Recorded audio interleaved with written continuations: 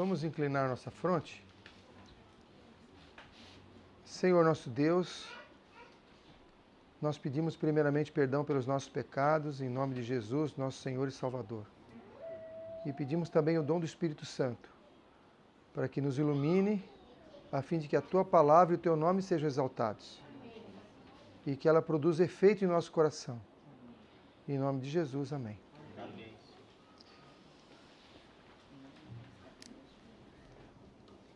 Vou fazer uma pergunta para vocês. Eu gostaria de uma resposta bem objetiva. Para nós, adventistas do sétimo dia, quem vem como ladrão de noite?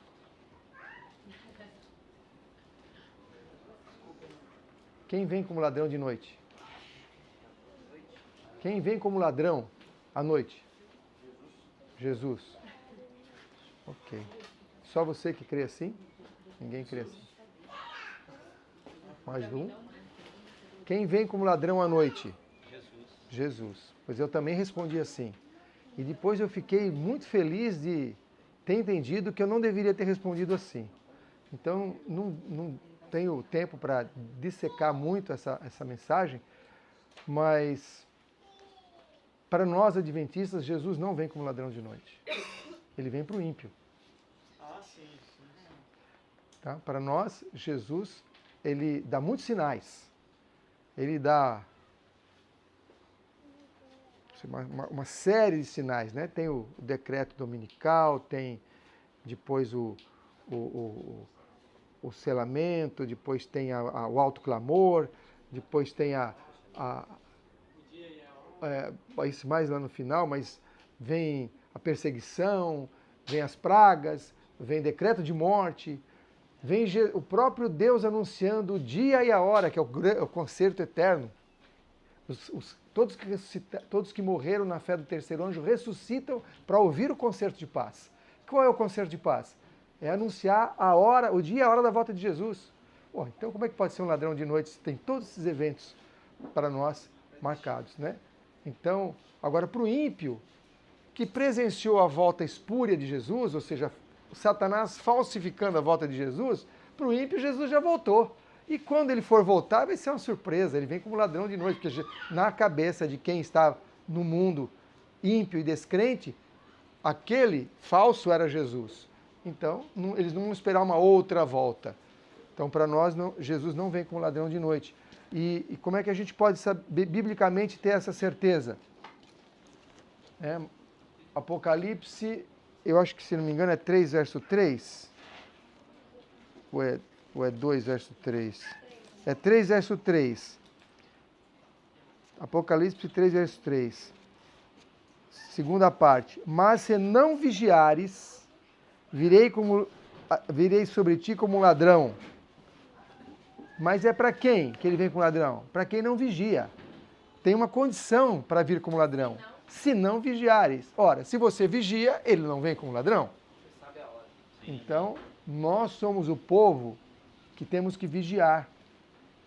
E Apocalipse 3, verso 3.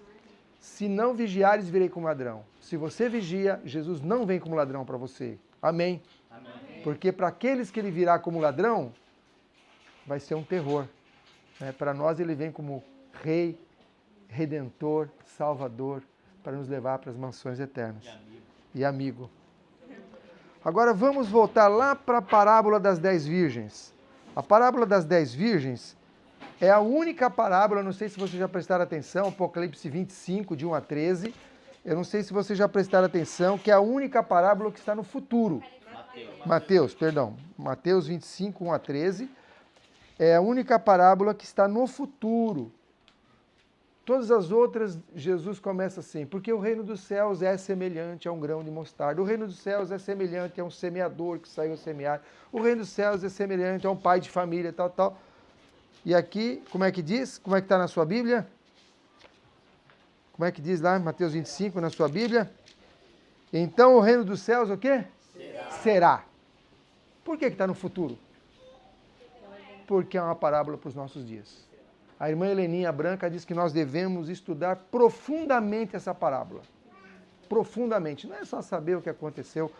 Profundamente. A parábola das 10 virgens. Será semelhante às 10 virgens. E nós cantamos agora um hino muito interessante, Eis-nos Prontos. E uma vez eu pregando numa igreja lá em Hortolândia, nós cantamos esse hino e depois o assunto foi em Indaiatuba. Aí nós cantamos esse hino e aí o assunto era uma série e justamente aquele dia era dia sobre a reforma de saúde. E algumas pessoas, graças a Deus, abraçaram a reforma de saúde, mas algumas, não, isso eu não deixo. Isso eu não deixo. Tal artigo eu não deixo. Eu já deixei tantas coisas, agora isso eu não deixo. Falei, então, como é que a gente pode cantar Eis-nos prontos a morrer se a gente não está disposto a deixar um artigo de alimentação que é nocivo, até o mundo diz que é nocivo. E nós não estamos dispostos a deixar. Então a gente precisa tirar a folha desse hino, tira, não canta mais esse hino. Porque é uma blasfêmia se a gente cantar um hino a Deus, falando, Senhor, eu estou pronto a morrer. Serei fiel, serei leal, mesmo que seja necessária a morte, mas mudar de lugar eu não mudo, mudar de emprego eu não mudo, deixar de comer isso, não, deixar de me vestir errado assim, não combina. A gente está disposto a morrer e coisas muito menores a gente não está disposto a fazer. Não é consistente. Fica uma incoerência. Aliás, a maior causa de jovens e adolescentes deixarem a igreja adventista é a incoerência dos pais e dos líderes. Eles veem em nós incoerência e abandonam a fé. Porque o mundo é coerente. O mundo é coerente. Eles pregam o mal e vivem o mal. Né? Agora nós não somos muitas vezes coerentes. Mas vamos à parábola das 10 virgens. A parábola das 10 virgens, ela mostra um grupo de pessoas que está dormindo e que se representa toda a igreja. E representa uma parte desse grupo que estuda lição, vai aos cultos, faz trabalho missionário, distribui livros, vai no GIC e dá ofertas, mas está dormindo. E é chamada de nécias, grupo nécio. Mas será que esse grupo é o nécio? Antigamente eu achava que essa parábola era o seguinte, 5 eram pessoas que eram rebeldes, fora da igreja, como é que fala? Apostatados. Não, esse é o grupo virgem, significa pureza. É um pessoal que tem a verdadeira doutrina. E todas têm luz. E todas têm óleo. Ou seja, são pessoas que têm o Espírito Santo. Mas são nécias. O que distingue os grupos? O que é nécio? Nécio é louco. Né? Nécio é louco. São as virgens loucas, né? 5 loucas e 5 sábias. O que distingue, então, esse grupo? Se todas têm o Espírito Santo, a verdade, são puros, todas querem ir para a festa, todas querem encontrar o noivo, elas se preparam para isso, elas estão em direção a isso. Então, aquele grupo que não estuda a lição, não vai à igreja, dorme o sábado inteiro, eu não estou falando esse grupo nem está considerado na parábola. Aqui nós estamos falando do grupo fiel. Fazendo um paralelo com a visão da irmã Heleninha, que ela vê o caminho estreito, o caminho largo. O caminho estreito, o que me impressionou nesse caminho estreito, irmãos, e queira Deus que nós não estejamos nesses grupos, a cada ponto que tem que abandonar algo, fica um grupo junto com as coisas. Entrou aquele grupo, era um pouco já, mas de carruagem, cheio de coisas. Em algum momento não dava para seguir as carruagens mais. Aí tiveram que deixar as carroças com boa parte da bagagem, seguir com os cavalos e pouca bagagem. Só que nesse momento um grupo fica. Nós já entramos no caminho estreito. Agora, sem carruagem não dá para ir. E ficam ali. Nem usufruíram as delícias, entre aspas, momentâneas de uma vida de prazer fútil, estão no caminho estreito, mas não progridem, não vão chegar ao final. Que situação triste. É a situação pior que eu vejo. E dão um mau testemunho ainda. Isso que talvez seja o pior, dá um mau testemunho. Aí você vai seguindo a cada ponto, até o momento que tem que tirar os sapatos e seguir a pé, algum grupo fica, olha, já deixei tanta coisa, mas o sapato eu não deixo. E se a gente colocar isso na nossa vida, o que é que nós estamos negando de deixar para continuar o caminho? Nós já deixamos nós já guardamos o sábado, nós já aceitamos uma série de coisas, mas esse detalhe, isso para mim não dá, isso é difícil, para mim é difícil. Então, a mensagem de Deus é uma mensagem completa. E aquele que começou a obra em nós há de terminá-la. Amém. Então, há poder para isso. Não depende da nossa força, da nossa fraqueza, porque Deus dá força. Ele dá o poder para a gente chegar até o fim do caminho. E como disse o irmão que falou, você que falou, me parece, que as marcas de sangue na parede prova que alguém já passou por lá. Jesus já abriu o caminho, provando que é possível completar a jornada. Então, irmãos, as virgens sábias, elas tinham de diferente das loucas, elas tinham uma reserva de azeite. Elas tinham azeite extra. Como é que a gente consegue azeite extra? Como é que a gente consegue mais Espírito Santo? Mais poder do Espírito? E aí eu queria exemplificar com Atos 16. Atos 16 conta a história do meu amigo Paulinho e o Silas. Paulinho é um personagem intrigante, um sujeito erudito, rico, status excelente, que disse assim, olha, tudo aquilo para mim, tudo aquilo que tinha valor para mim, ele era futuro membro do Sinédrio. Não vou explicar aqui como era o Sinédrio, mas ele era o suplente de Gamaliel. Paulo falou para mim, tudo aquilo que era tão importante para mim, hoje eu considero como esterco. Algumas traduções trazem refúgio, mas está escrito esterco, ou seja, não tem valor. Hoje, para mim, o gloriar-me é em Jesus e este crucificado. O que era uma vergonha para aquela época, né? E até hoje. Mas sim, Atos 16, o que é que fala? Paulo e Silas pregando, eles tiveram uma desavença, se separaram, Paulo de Barnabé, aí Paulo chamou Silas e foram para a Ásia. E estavam pregando e a coisa estava indo bem, e estavam assim arrebentando, pregando e as pessoas aceitando, aí o Espírito falou, olha, não é para ir para cá não, impediu eles de irem para a Ásia, estavam a caminho da Ásia, falou, não vai para a Ásia. Eles ainda parece que não entenderam bem e diz que aí o Espírito de Cristo os impediu de irem para a Ásia. E aí Jesus aparece em sonho para ele, mandando ele para Macedônia. E a primeira cidade que eles vão, aí eles passam pela Itália, né, param em Nápoles e tal. Bom, a primeira cidade que eles entram é Filipos. Aí agora vamos imaginar, o Senhor me tirou da cidade, me mandou para o campo, né? Tem uma hora expressa de Deus para a gente sair do campo, sair da cidade para o campo. Bom, se eu estou fazendo a vontade de Deus, tudo vai ser agora maravilha, vai ser só alegria. Só bênção, né? A bênção sempre é, mas a gente não interpreta assim. E aí Paulo e Silas foram para Filipos. Bom, se Deus falou para a gente não ir para a Ásia, que estava indo tão bem, mandou a gente para Filipos, aqui o negócio vai arrebentar mesmo. Aqui vai ser enxurrada de conversões. O que aconteceu com eles em Filipos? Tomaram uma surra, mas levaram uma sova. E o carcereiro disse que foi mais cruel do que lhe pediram, porque além da surra, dos açoites, pôs eles no tronco, que não tinha sido mandado pôr no tronco. Agora imagine, eu gosto de ler a Bíblia assim, me colocando na situação da história, né? Imagina você, lá, foi mandado por Deus, em sonho. Jesus lhe apareceu e falou, vai lá. Aí você chega lá, o que você ganha é uma surra.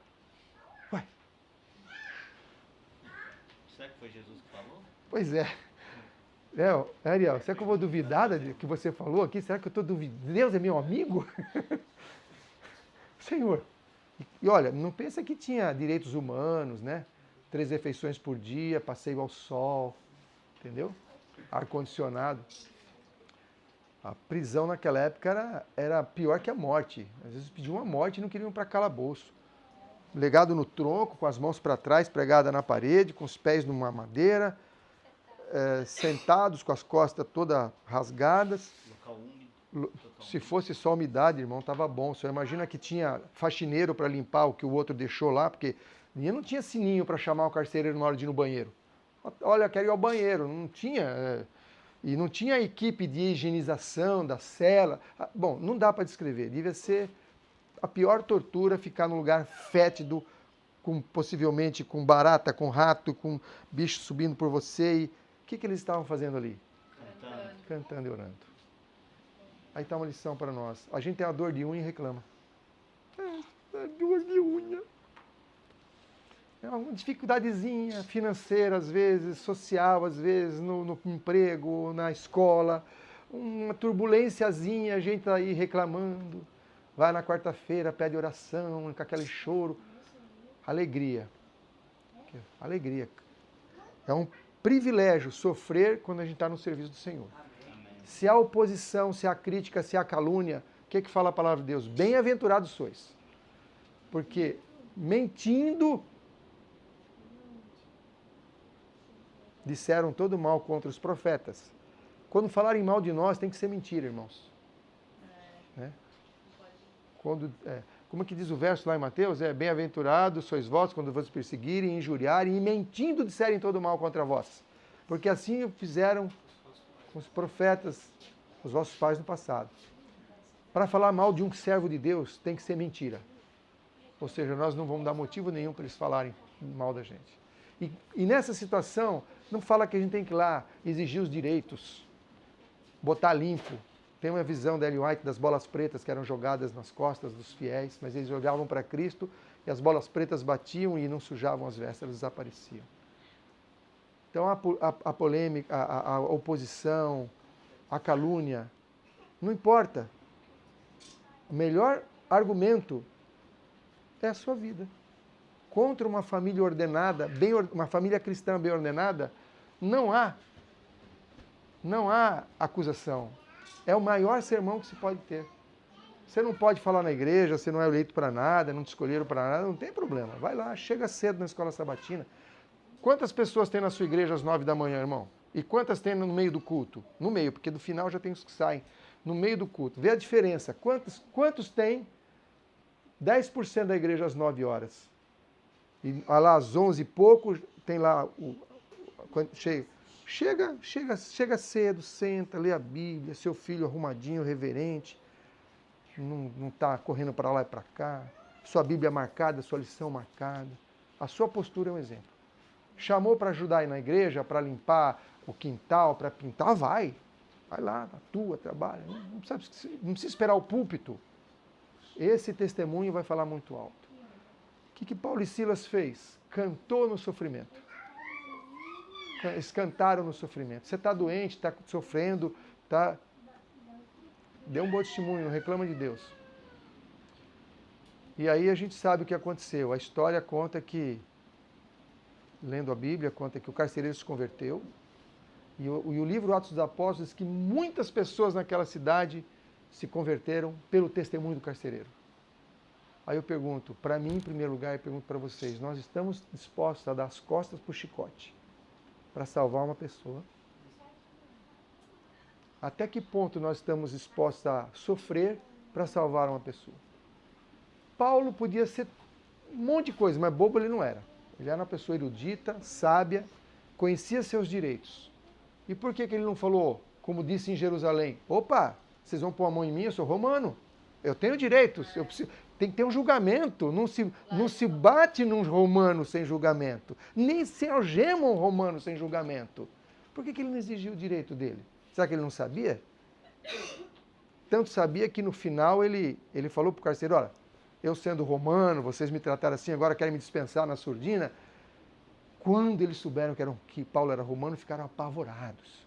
Ou seja, Paulo sabia que era romano, sabia que tinha direito de não sofrer. Ele não sofreu aquilo por falta de opção, viu, irmão?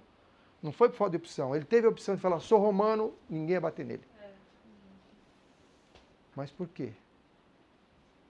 Agora que eu quero fazer a ligação com a parábola das 10 virgens. Porque ele tinha o Espírito Santo. Aquele que tem o Espírito Santo na sua vida sabe a hora de sofrer e sabe a hora de dizer, eu sou romano, não vão me algemar não. Sabe a hora de dizer, a hora de calar e a hora de falar. A hora de exigir o direito e a hora de sofrer o prejuízo. A hora de se posicionar a respeito do pecado, tocando a trombeta em Sião, e a hora de ficar mudo, que nem Jesus, diante de Pilatos. Se nós não tivermos o Espírito Santo dirigindo a nossa vida, nós vamos certamente nos equivocar. Vamos agir por impulso, que nem Pedro, que não queria cortar a orelha você acha que ele queria cortar a orelha do soldado? Aí ele mirou, foi na cabeça. É que o cara tirou a cabeça assim e pegou a orelha. A gente vai agir por impulso, a gente vai fazer declarações, Senhor, se precisa eu vou à morte contigo. Aí nega diante de um empregado. Então, a gente precisa, irmãos, suplicar pelo Espírito Santo. Eu fiquei muito feliz aqui de ver que esse grupo, pelas perspectivas, está buscando o batismo do Espírito Santo.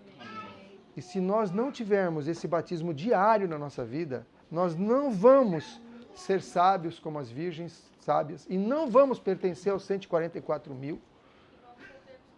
E nós vamos cair no engano. Porque se possível for, enganaria até os escolhidos. Para nós, irmãos, o que vem como ladrão é o selamento. O selamento vem como ladrão. Né? Eu precisaria do maior tempo para explicar por que o selamento vem como ladrão. Mas só um verso, Oséias 6, verso 3, se não me falha a memória. Oséias 6, verso 3, tem vários textos do Espírito de Profecia que fala isso, viu, irmãos? Sobre a outra vinda do Espírito Santo, que ele veio uma vez no Pentecostes e virá uma outra vez, agora no alto clamor, mas ele só virá sobre os selados. E os selados serão aqueles que têm um caráter puro, aperfeiçoado. O selamento não será colocado sobre alguém de caráter imperfeito ou impuro. Tem vários textos de profecia que dizem isso. A chuva temporã, que é a época de aperfeiçoamento do caráter. A chuva serôdia é só para dar poder para pregar. Ao que já está com grão na espiga. A chuva temporã não colocará grão na espiga. O que é isso? Ela não vai aperfeiçoar seu caráter. O caráter já está aperfeiçoado pelas gotinhas da chuva temporã, que é o nosso dia a dia. É o dia a dia. Quando vier a chuva serôdia, ela virá sobre os selados. E virá para dar poder para a pregação do Evangelho como nunca teve. 10 vezes maior do que no Pentecostes.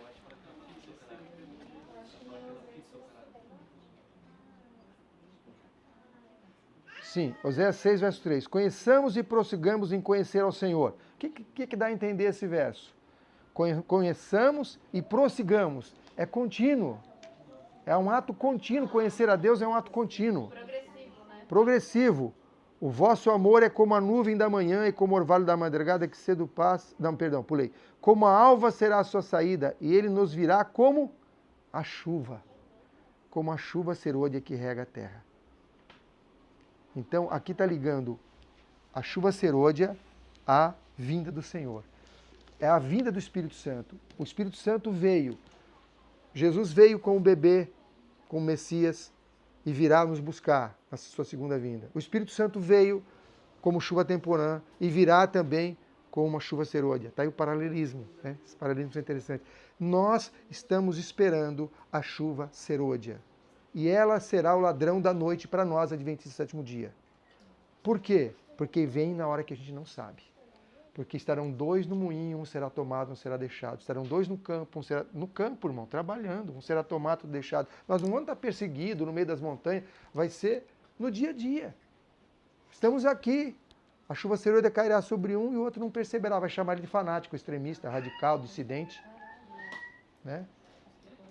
É isso, porque, imagina, que é isso?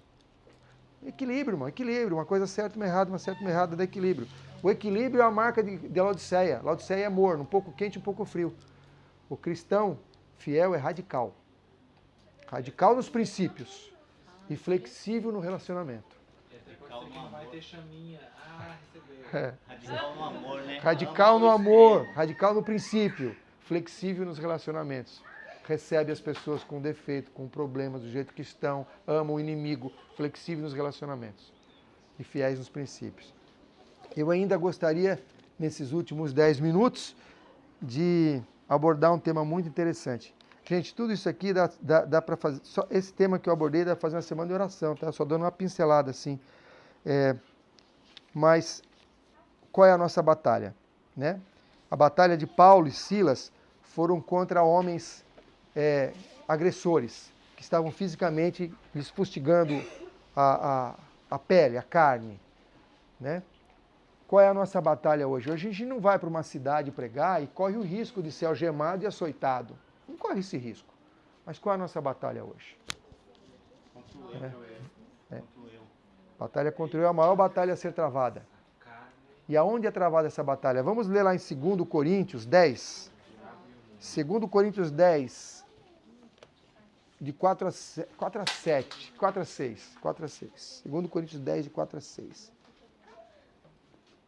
Gente, esse verso é fantástico. Eu vi uma vez, Poliana, você postando esse verso no seu Facebook, viu? Fiquei muito feliz.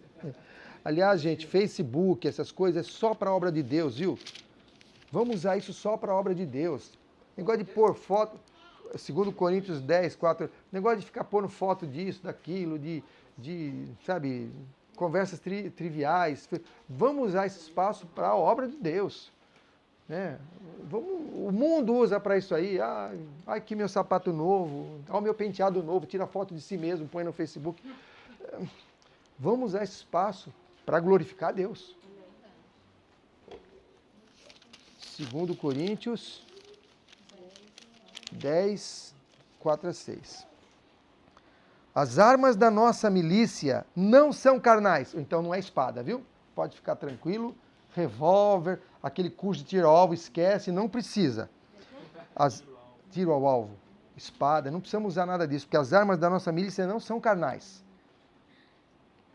Mas sim poderosas em Deus, para destruição do quê?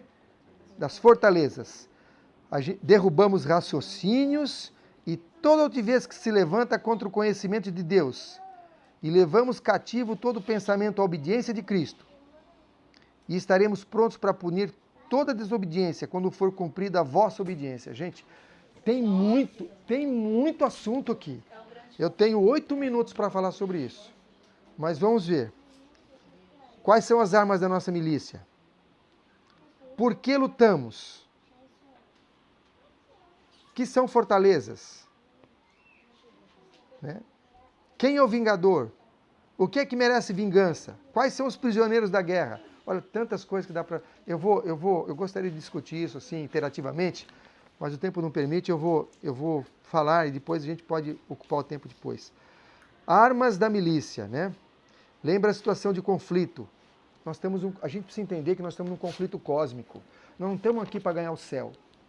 É legal esse negócio de falar do céu, ruas de ouro, casas de marfim, mas isso é muito pouco para manter alguém na igreja. Talvez para chamar alguém vale, mas depois que você aceita, porque é uma coisa que está lá no futuro, e a minha batalha é no presente, aí chega o chocolate, aí eu falo assim, eu vou pôr a rua de ouro aqui um pouquinho, como chocolate, eu peço perdão, pego a rua de ouro de novo. Eu falei do chocolate, mas pode ser qualquer coisa, pode ser a crítica, pode ser o trabalho em excesso, pode ser um lucro que você não deveria ter, mas enganou o outro e conseguiu, vender um carro ruim como se fosse bom, qualquer coisa. A gente põe a rua de ouro lá no cantinho e faz o que tem que fazer aqui do jeito que a gente quer, depois a gente vai lá e pega a rua de ouro de novo, porque ela está lá no futuro, a gente pode pedir perdão para Deus. Gente, isso aí sabe o que é? Isso aí é teoria católica, do confessar. Vai lá, confessa e está absolvido, não tem mudança de vida, não tem mudança de coração. O amor de Deus é imenso, Ele perdoa seus pecados, certo? É metade da verdade. E o fruto do arrependimento? É metade da verdade, porque Ele perdoa e transforma. E isso então é zombaria de Deus. é zombaria de Deus. A vida do cristão não é gangorra. Peca, pede perdão, peca, pede perdão. A vida do cristão é uma escada. Peca, pede perdão e evolui. Peca, pede perdão e cresce. Peca, pede perdão e sobe. Pode cair? Pode, eventualmente cair, mas vai subir de novo. Porque nós temos um advogado junto ao Pai que é fiel e justo. Mas como você peca, pede perdão e peca, pede perdão de novo? Porque a luz vai aumentando. A luz vai aumentando. Eu contava piadas. As pessoas que me conhecem sabem que eu era piadista profissional. Eu só não ganhava por isso, mas atuava como profissional. Tinha 5 horas de piadas inéditas, assim, sem repetir. Aí um dia eu entendi, lendo testemunhos para a igreja, que contar piadas ofendia a Cristo. Piadas, anedotas ofende a Cristo. Falei, qualquer piada é frívola. Não tem piada limpa. Eu achava que tinha piada limpa. Qualquer piada denigre alguém. Ou denigre a loira, ou denigre o português, ou denigre o italiano, ou denigre o polonês, ou denigre o homossexual. A piada denigre alguém. o burro, ou, entendeu? Bom, qualquer piada é ruim. E mesmo que ela seja a mais light possível, é frívola. Não eleva, não edifica. Põe. Nós estamos na presença de Deus. Você não vai ficar na presença do rei fazendo piadinha. Exatamente. Aí, quando eu tirei as piadas, e foi uma luta, para você pode ser que não seja, mas eu tinha muita popularidade por isso. Eu não tinha uma festa que eu não era convidado. Entendeu? As pessoas mudavam a agenda da festa pela minha agenda. E, bom, passado essa vitória dada por Deus, pela graça de Cristo, para a honra e louvor do seu nome, foi um outro patamar. E agora? Bom, agora não conta mais piada, mas fala o quê? Critica os irmãos, critica o sermão do pastor na mesa da refeição, na frente dos filhos. Entendeu? Aí é uma outra luta. E passada essa, tem uma outra luta. E hoje tem uma outra luta. Deus dá a luz à medida que você vai Sim. vai fazendo aquilo, ele vai te dando mais e mais. Isso, Jesus falou assim, muito tenho para vos falar, mas não posso falar agora. Por que Jesus não podia falar agora? Ele estava com pressa? Não, porque eles não tinham condição de entender. Jesus quer operar em nós uma revolução, uma total mudança na nossa vida, mas tem que ser parcial, irmão. Você não consegue fazer uma cirurgia e fazer transplante do coração, pulmão, fígado, baço ou esôfago, você morre. O médico faz uma de cada vez se precisa. Eu tenho um amigo que se acidentou, ele fez 17 cirurgias, vai ter que fazer uma por vez. Se ele fosse operar tudo no mesmo dia, ele morria.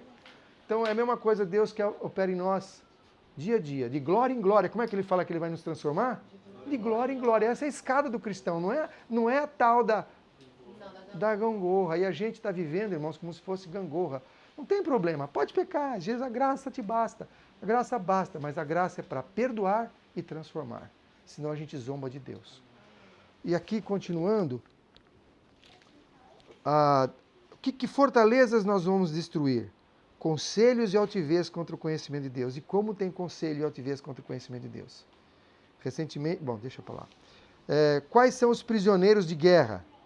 Ou seja, o que devemos levar cativo e a quem devemos levar o prisioneiro? A quem devemos levar o prisioneiro? O que é que diz aí? O que devemos levar cativo? O entendimento. Levar cativo a quem? A obediência de Cristo.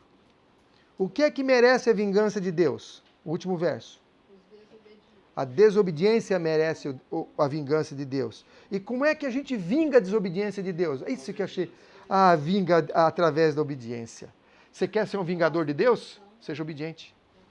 Você quer vingar Deus? Não precisa fazer cruzada, matar os bárbaros, né? Isso é coisa da Igreja Católica. Você quer ser um vingador de Deus? Seja obediente.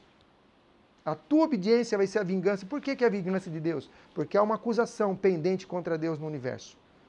Satanás fez várias acusações. Uma que ele era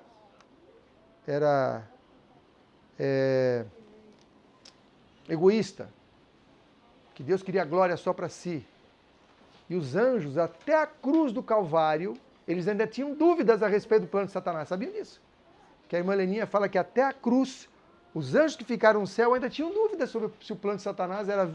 Se Satanás tinha alguma razão ou não. Foi na cruz que toda a dúvida foi dissipada. Ou seja, essa acusação que pesava contra Deus, que ele era egoísta, que ele era tirano, foi anulada na cruz. Que outra acusação que Deus foi feita por Satanás contra Deus, que ele precisa de nós. Que ele precisa de nós para sermos o seu vingador. Que é impossível guardar a lei de Deus. Satanás tem uma bronca com a lei de Deus desde o céu. E ele vai sutil, viu, irmão? Ele não vai falar assim, a lei de Deus não existe. Ele vai assim, irmão, vocês são inteligentes. Nós somos perfeitos. Será que nós não podemos por nós mesmos saber nos dirigir? E hoje a mesma bronca contra a lei de Deus existe. Ela não vem assim de uma forma escancarada, mas ela vem assim, olha, não se preocupe, nós vamos pecar até o final. Nós vamos pecar até o final, mas Deus perdoa. Aí quando ele vir, vai transformar. Nós vamos... Jesus vai ser o nosso intercessor para sempre. Então pode ir pecando. Ele está voltando na nuvem, vai ter um cartóriozinho do lado para bater perdão no seu nome ali. Gente, os enganos estão por aí. Apocalipse 22:11 marca um período que encerra a graça. 22:11. Quem for puro, continue purificando-se. Quem é justo, continue justo.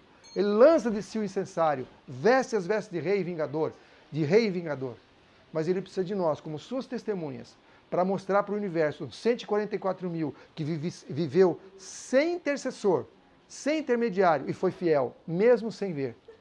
Mesmo sem ter a certeza que estava sendo suprida, porque nós nunca vamos ficar desamparados. Deus vai nos soprar, os anjos vão nos proteger nesse tempo, só que a gente não vai enxergar. Não é pelas nossas próprias forças, porque pelas nossas próprias forças a gente não dá nenhum passo. Aliás, se Deus tirasse a proteção de nós, sabe o que ia acontecer, irmão? Se Deus tirar a proteção das suas filhas, em 1 segundo Satanás pisa nela e esmaga elas. 1 segundo. Nós só estamos vivos porque Deus nos mantém. Amém. O que ele fez com a família de Jó, quando Deus falou, olha, pode tocar neles? No mesmo dia, matou todos os filhos dele, tirou tudo que ele tinha. E, mesmo dia. Se Deus retirar a sua proteção de nós, Satanás faz assim, ó, pisa na gente. Nós só estamos de pé e permanecemos em pé à vista de um Deus santo, sem intercessor, porque Ele, na sua misericórdia, ainda nos mantém protegidos com seus anjos e com o teu Santo Espírito.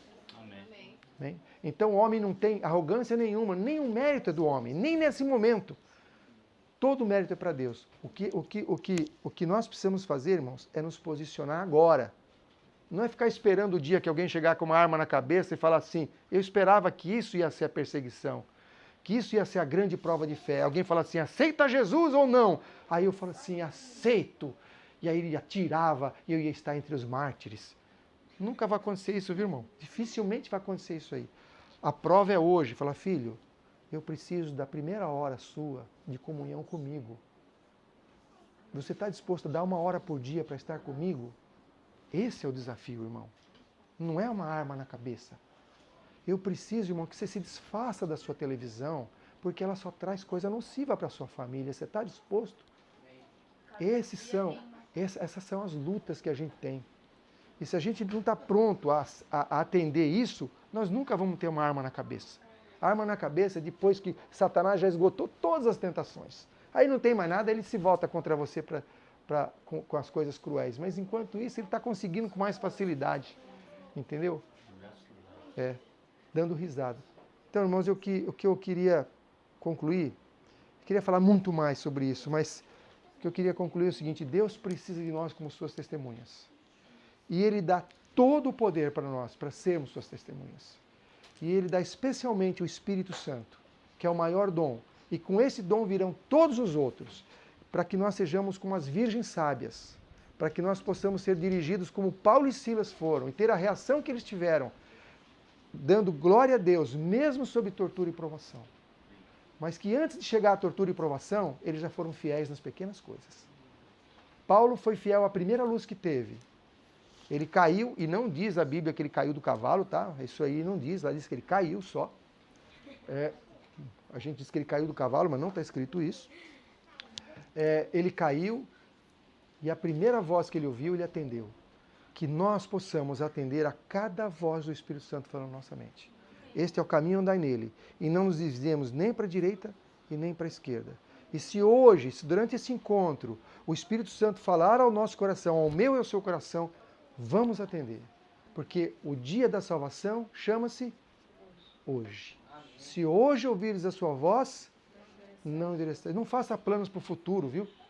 Quando eu me aposentar, quando eu isso, quando eu tiver... Não, planos para o futuro. O plano do cristão é para hoje. O futuro não pertence a nós. Hoje eu quero servir ao Senhor. Então, se hoje ouvires a sua voz, não endereçareis o vosso coração. Amém.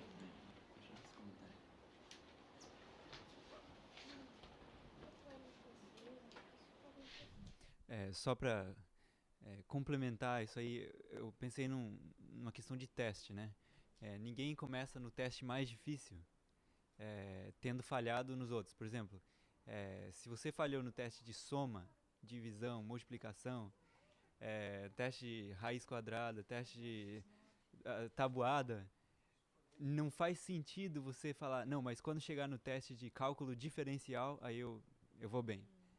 Ou seja, a gente fala em todas essas coisas simples da vida e fala, não, mas quando vier a ameaça de morte, aí eu acho que eu acerto.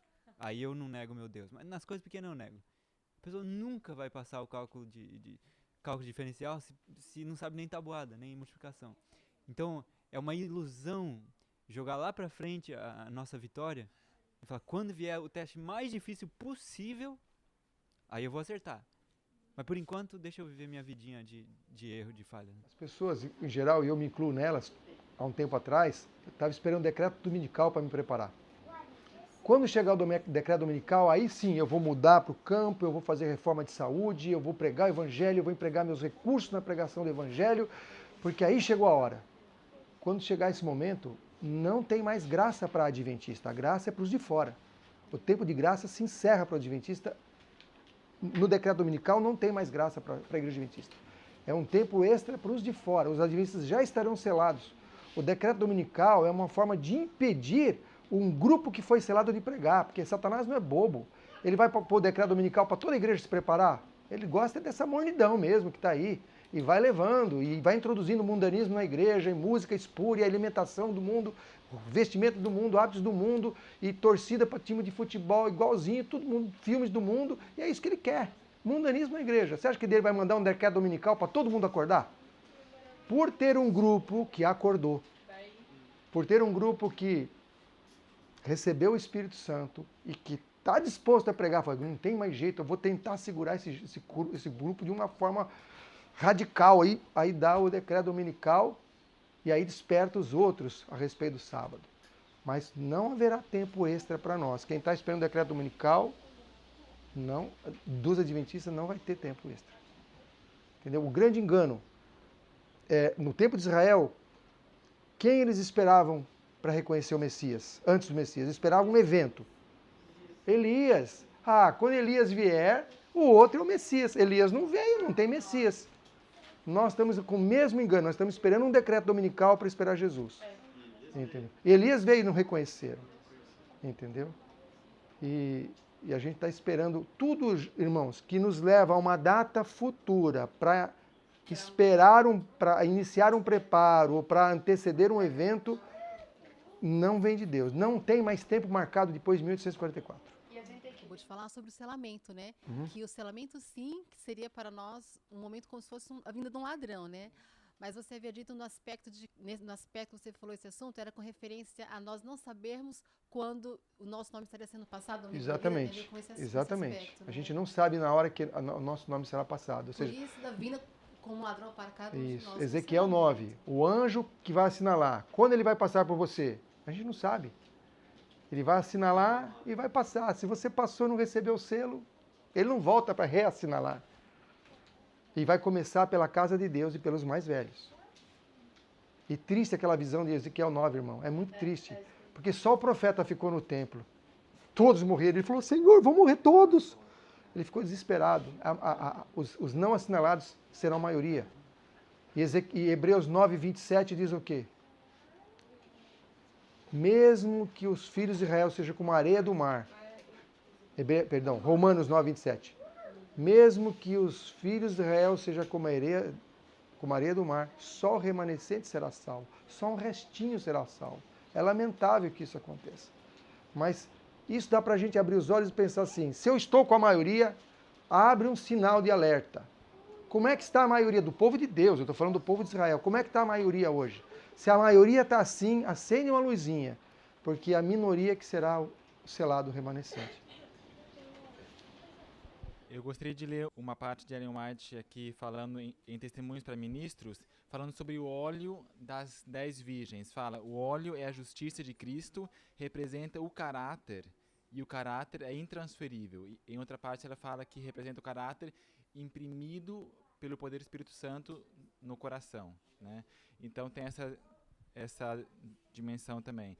Outro comentário que eu queria fazer é com respeito a esse vindicar o nome de Deus. O tio David Gates tem uma explicação assim, ó. Se a esposa dele falar que ele é mau, que ele bate nele e tudo, mas só que se ele mesmo se defender e falar, não é verdade, vai ter muito peso? Porque ele quer se defender, claro, é uma coisa ruim. Tem que ter um terceiro partido para defender ele, para falar assim, os filhos, por exemplo. Não, ele sempre é bondoso em casa, acho que minha mãe está um pouquinho alterada hoje, aconteceu uma coisa lá, mas meu pai é muito bondoso, sabe? Então nós teremos essa terceira voz para falar como Deus é. Porque se Deus falar, olha, eu sou misericordioso, bondoso, até pode falar, mas o que vai realmente convencer os mundos e dar o selo final é o testemunho nosso, né, para os mundos.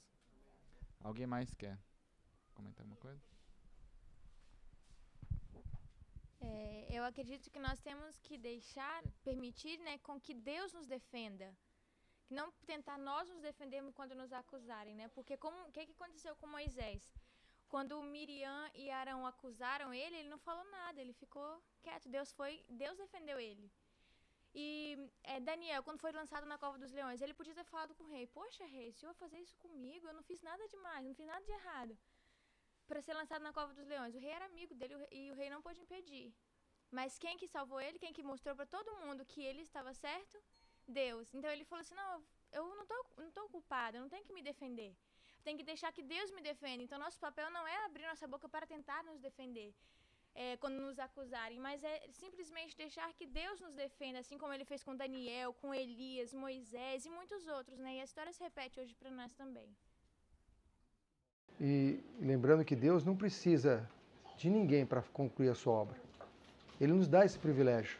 Mas ele não precisa. Na época de Israel, um povo poderia ter se levantado ali diante da estátua. Imagina um povo inteiro em pé. Que impacto que seria no mundo. Mas eu imagino que muitas reuniões tiveram, porque aquilo não foi de uma hora para outra, até construir a estátua e convidar todo mundo, passaram-se meses. Possivelmente a decisão institucional ali foi que não deveriam morrer como o povo. Imagina só, a luz ia cessar no mundo. Mas onde nós não vemos uma solução, Deus tem 1000. E quando Deus não pôde agir pelo povo, ele agiu pelo indivíduo. 3 pessoas ficaram em pé e o mundo inteiro recebeu a mensagem. Então a gente não tem que ficar esperando movimentos coletivos. A gente tem que fazer a obra de Deus que ele deu a nós como indivíduos. É óbvio, a gente tem que estar na igreja e perseverar na igreja, porque diz que temos que estar na congregação, congregar-nos quanto mais vai chegando aquele dia, tem que apoiar os projetos da igreja, mas lembrar que a missão é individual. Nós vamos comparecer individualmente diante do tribunal de Cristo. E vai ser requerido de cada um de nós o que nós fizemos pela causa. Então, não deixar a cargo da igreja fazer os projetos, fazer os planos e achar que a direção da igreja que vai terminar a obra. Não. Eu tenho o compromisso individual de fazer o que Deus me pede. Apoiar a igreja, sem dúvida, mas eu tenho um compromisso individual. Esse compromisso começa em família. Esse compromisso é a família, primeiro consigo mesmo, depois com os filhos. O seu maior ministério é com o filho, com a esposa, com os filhos. Esse é o maior ministério que pode ter. Entendeu? Vamos orar, então?